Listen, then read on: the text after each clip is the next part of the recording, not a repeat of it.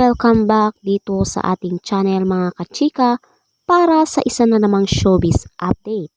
At kung bago ka pa lang, huwag kalilimutang mag-subscribe at i-click ang notification bell para lagi kang updated sa mga showbiz balita.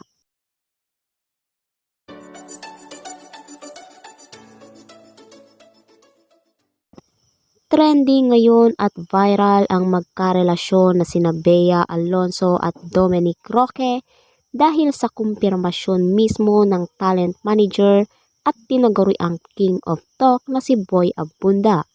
Sa kanyang talk show na Fast Talk with Boy Abunda, diretsahang kinumpirma ng talent manager ang kumakalat na balita tungkol sa celebrity couple.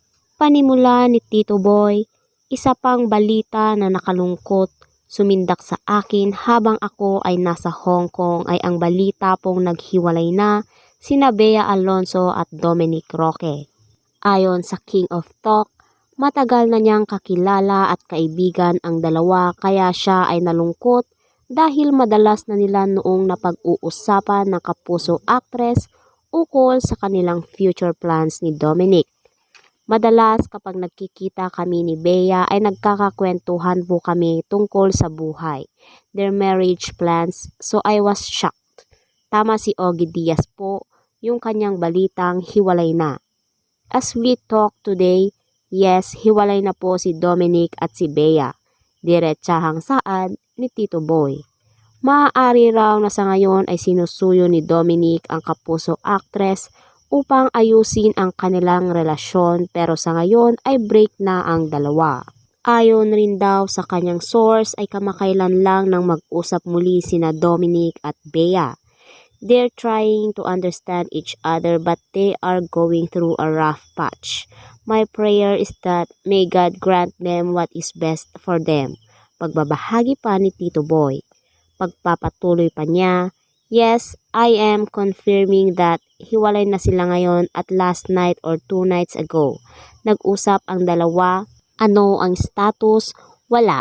I think kung tama ang aking source, isinauli na ni Bea ang engagement ring.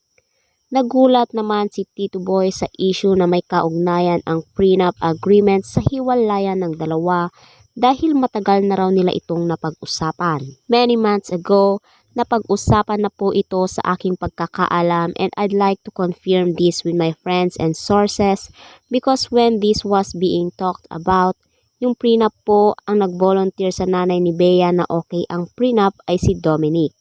So I don't think it is or it was an issue unless nabago po ang kwento. To be fair to Dominic, it was not an issue for Dom. Lahad ni Tito Boy. Nilinaw rin ni Tito Boy na hindi totoo na April ang kasal at hindi rin ito sa Tagaytay base sa pag-uusap nila ni Bea. At ito ang latest update dito sa ating channel, ang Showbiz Chika Minute.